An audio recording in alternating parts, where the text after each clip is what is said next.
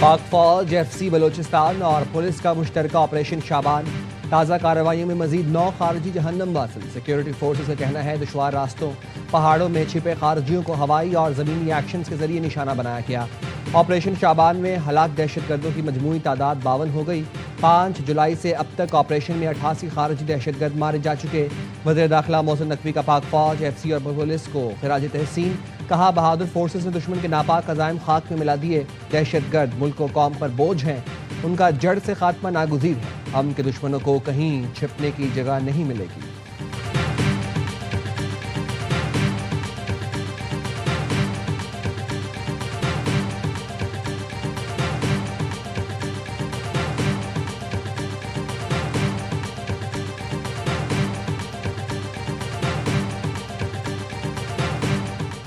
गैर कानूनी मुकीम अफगान शहरियों को दी गई डेडलाइन खत्म। वफाकी हुकूमत का अफगान बाशिंदों को वतन वापस भिजवाने में तेजी लाने का फैसला। बगैर वीजे के पाकिस्तान में मुकीम हर अफगान शहरी को फौरी गिरफ्तार किया जाएगा। गैर कानूनी अफगानों को पनाह या किराए पर घर देने वालों के खिलाफ भी कार्रवाई होगी। रावलपिंडी समेत पंजाब में अफगान बाशिंदों की जियो टैगिंग और जियो फेंसिंग मुकम्मल कर ली गई।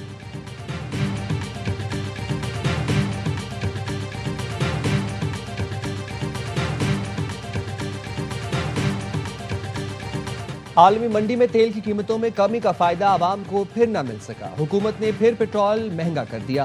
पेट्रोल की कीमत में 13 रुपए 18 पैसे फी लीटर इजाफा। 1 लीटर 310 रुपए 71 पैसे का हो गया। डीजल 13 रुपए 80 पैसे महंगा। नई कीमत 323 रुपए 30 पैसे फी लीटर हो गई। लाइट डीजल की कीमत में भी 9 रुपए 74 पैसे इजाफा। नई कीमत 205 रुपए 22 पैसे फी लीटर हो गई। मिट्टी का तेल 11 रुपए फी लीटर महंगा कर दिया गया। पेट्रोल पर लेवी भी 9 रुपए 36 पैसे इजाफे से 80 रुपए फी लीटर तक जा पहुंची। अवाम पेट्रोल की कीमतों में इजाफे पर बरहम। कहते हैं आलमी मंडी में तेल महंगा होने पर फौरी भारी इजाफा कर दिया जाता है, मगर कमी पर कोई रिलीफ नहीं दिया जाता।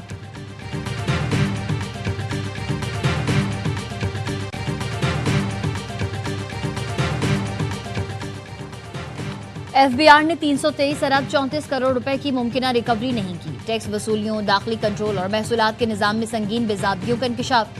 डायरेक्टरेट जनरल ऑडिट की FBI के माली साल 2024-25 की रिपोर्ट जारी। 601 केसेस में 15 अरब 29 करोड़ रुपए का कम अज कम टैक्स। 527 केसेस में 117 अरब 77 करोड़ रुपए का सुपर टैक्स वसूल नहीं किया गया। FBI के 22 फील्ड दफातर तकरीबन 12 अरब 79 करोड़ रुपए मालियत का जब्त शुदा सामान फरोख्त करने में भी नाकाम रहे। FBI का दाखिली कंट्रोल का निजाम कमजोर और गैर मौसर पाया गया।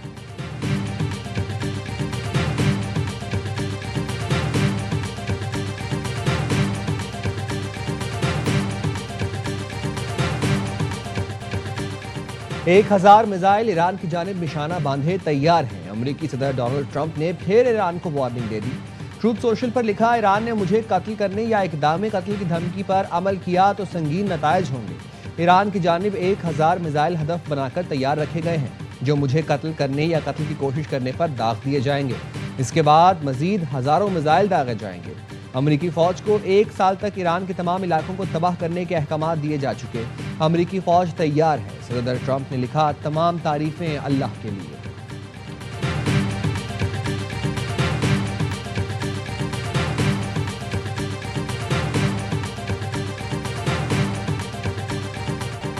ईरान आबनाए हुर्मुज़ में हमले रोकने और रास्ता खुला रखने का ऐलान करे। वाशिंगटन का तेहरान को अल्टीमेटम। अमरीकी न्यूज़ वेबसाइट एक्सियोस ने अमरीकी ओहदेदारों के हवाले से बताया, ट्रंप इंतजामिया ने इलाकाई सालिसों के जरिए पैगाम तेहरान तक पहुंचाया है कि वो आबनाए हुर्मुज़ में हमले रोके और फीस ना लेने का ऐलान करे। अमरीका का मौक़िफ़ है, तिजारती जहाज़ों पर हालिया हमले मफाहमती याददाश्त की खिलाफ वर्जी है।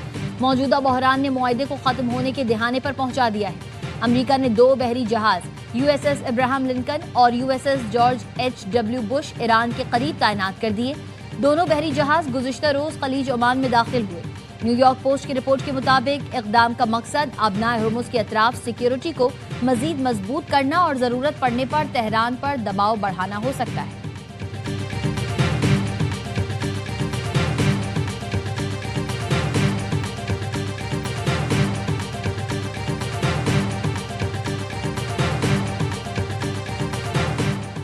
اسلامی جمہوریہ ایران نے مذاکرات جاری رکھنے کی درخواست کی، جس پر ہم نے رضامندی ظاہر کر دی ہے۔ امریکی صدر ٹرمپ نے ٹروتھ سوشل پر لکھا، ایران کو واضح بتا دیا کہ جنگ بندی ختم ہو چکی ہے۔ ایران نے امریکی صدر کا دعویٰ مسترد کر دیا۔ ایرانی وزارت خارجہ کے ترجمان اسماعیل بقائی کہتے ہیں، امریکہ سے مذاکرات جاری رکھنے کی کوئی درخواست نہیں کی، ہم نے قطر کے ثالثوں کے ایران آنے کی تجویز کو قبول کیا تھا۔ امریکہ کی جانب سے معاہدے کی کسی بھی خلاف ورزی کا مناسب اور اسی زبان میں جواب دیا جائے گا۔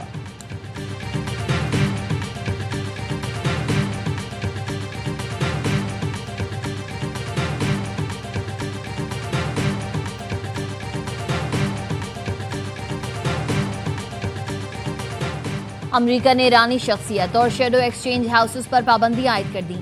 امریکی محکمہ خزانہ کے مطابق ایرانی سپریم لیڈر کے فائنینسر اور شیڈو ایکسچینج ہاؤسز کے خلاف کارروائی کی گئی۔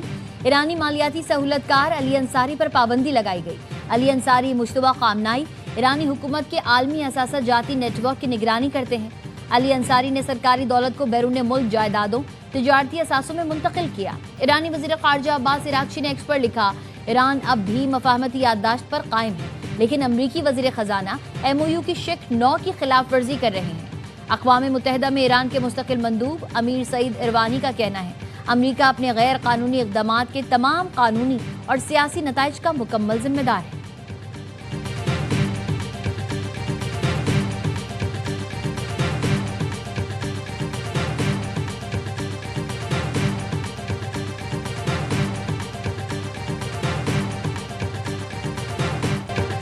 وزیر اعظم شہباز شریف خطے میں امن کے لیے پھر متحرک۔ وزیر اعظم کے ایران اور قطر کی قیادت سے رابطے، صدر مسعود پزشکیان سے گفتگو میں شہباز شریف کا حالیہ کشیدگی پر تشویش کا اظہار۔ خطے میں امن و استحکام کی فوری بحالی کی ضرورت پر زور دیا۔ وزیر اعظم نے کہا، امریکہ اور ایران امن کو نقصان پہنچانے والے اقدام سے گریز کریں۔ اسلام آباد MOU کے تحت باہمی وعدوں اور ذمہ داریوں کی پاسداری کی ضرورت ہے۔ پاکستان امن کے لیے تعاون جاری رکھے گا۔ ایرانی صدر مسعود پزشکیان نے پاکستان کی حمایت اور تعمیری کردار کو سراہا۔ سپریم لیڈر کی نماز جنازہ میں شرکت پر وزیر اعظم شہباز شریف، نائب وزیر اعظم اسحاق ڈار اور فیلڈ مارشل عاصم منیر کا شکریہ ادا کیا۔ وزیر اعظم شہباز شریف اور امیر قطر نے امن کے لیے سفارتی رابطوں اور مذاکرات کو لازمی قرار دیا۔ امیر قطر نے وزیر اعظم، فیلڈ مارشل اور نائب وزیر اعظم کے خطے میں امن کے لیے قائدانہ کردار کو سراہا۔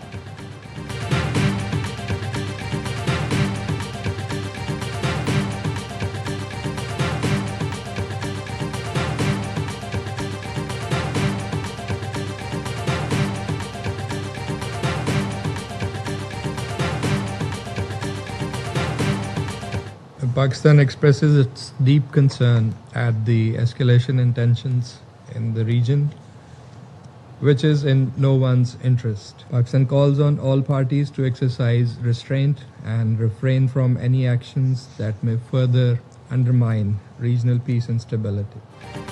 پاکستان کا خطے میں بڑھتی ہوئی کشیدگی پر گہری تشویش کا اظہار۔ سلامتی کونسل کے اجلاس سے خطاب میں پاکستانی مستقل مندوب عاصم افتخار احمد کا کہنا تھا، خطے میں کشیدگی کسی بھی فریق کے مفاد میں نہیں۔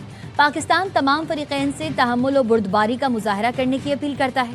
خطے میں امن و استحکام کے لیے مسلسل رابطے، سفارتکاری ہی واحد قابل عمل راستہ ہیں۔ پاکستان اسلام آباد مفاہمتی یادداشت کے مقاصد کے حصول کے لیے اپنی تعمیری کوششیں جاری رکھے گا۔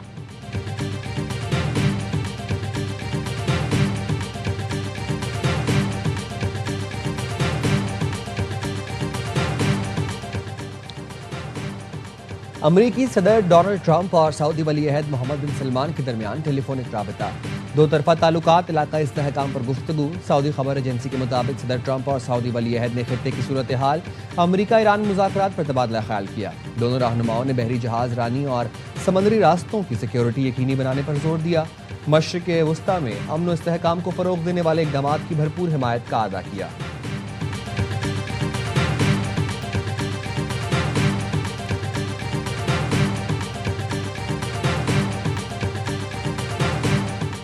ترکیہ نے نیتن یاہو حکومت کو خطے اور اسرائیل کے لیے بوجھ قرار دے دیا۔ غیر ملکی میڈیا کو انٹرویو میں ترک وزیر خارجہ حاکان فیدان نے کہا، اسرائیلی حکومت بین الاقوامی سلامتی کے لیے خطرہ ہے۔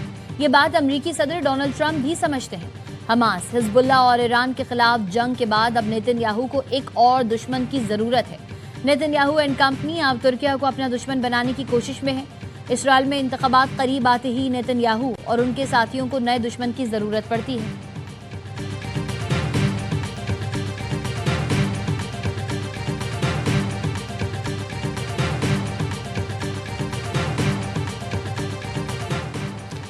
نائب وزیر اعظم اسحاق ڈار سے برطانیہ کے لیے نامزد ہائی کمشنر ٹیپو عثمان چودھری کی ملاقات۔ اسحاق ڈار کی پاک برطانیہ تعلقات مزید مضبوط بنانے کی ہدایت۔ کہا برطانیہ میں مقیم پاکستانیوں کے فلاح و بہبود کو اولین ترجیح بنایا جائے۔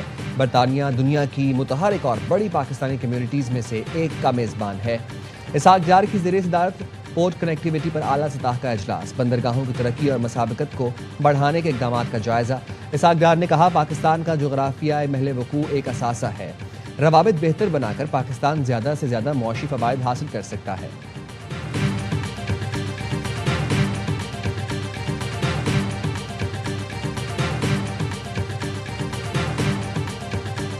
مذاکرات کے ذریعے اس معاملے کو حل ہونا ہے۔ ایشوز جو ہیں جو سامنے نظر آ رہے ہیں اس کے لیے ہمیں سیاسی استحکام چاہیے۔ مذاکرات کا پہلا قدم کون اٹھاتا ہے؟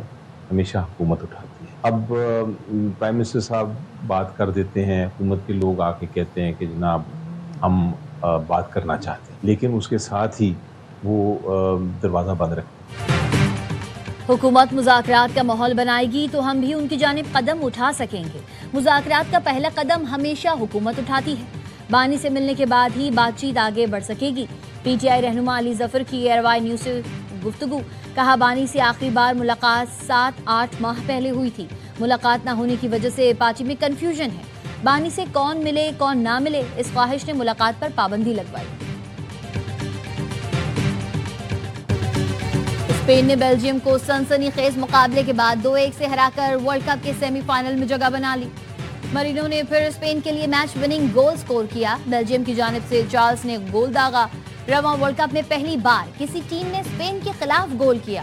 فیفا ورلڈ کپ کے سیمی فائنل میں اسپین کا مقابلہ فرانس سے ہوگا۔ کل 2 کوارٹر فائنل کھیلے جائیں گے۔ رات 2 بجے انگلینڈ اور ناروے کا مقابلہ ہوگا۔ صبح 6 بجے ارجنٹینا اور سوئٹزرلینڈ کی ٹیمز ٹکرائیں گی۔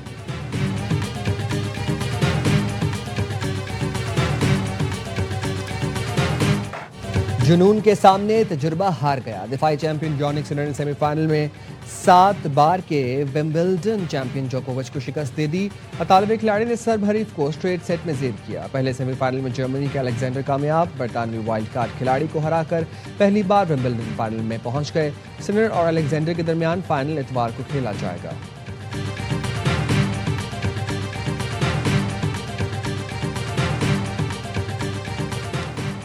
اور مدھر گیتوں اور غزلوں کے لکھاری قتیل شفائی کو بچھڑے 25 برس بیت گئے۔ قتیل شفائی نے لالی ووڈ اور بالی ووڈ کے لیے 2500 سے زائد فلمی گیت لکھے۔ اردو ادب کے لیے خدمات پر حکومت پاکستان کی جانب سے قتیل شفائی کو صدارتی تمغہ برائے حسن کارکردگی سے نوازا گیا۔